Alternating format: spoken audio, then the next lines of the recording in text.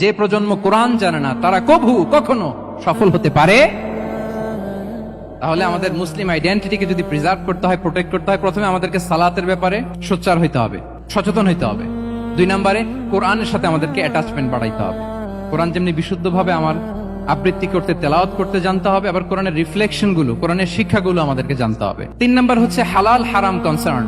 হালাল যদি আপনি মেনটেন না করেন, আপনার কোনো মুসলিম আইডেন্টিটি নাই। আল্লাহ বলছেন কুলু মিম্মা ফিল আরদি হালালান তাইয়্যিবা, এই জমিনে যেগুলোকে আমি হালাল করেছি এগুলো তোমরা কনজিউম করো। সম্মানিত শুধু খেয়াল রাখবেন, হালালের ভেতরেই বরকত আছে, হারামে কোনো বরকত নেই। হারামে আছে সাময়িক উত্তেজনা আর উন্মাদনা, কিন্তু হালাল এর ভেতরে আল্লাহ তাআলা বারাকা ঢুকিয়ে দিয়েছেন।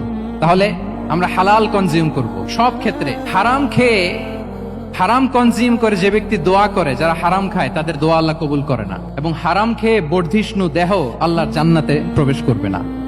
লা ইয়াদখুলুল জান্নাতা জাসাদুন গুযিয়া বিল হারাম।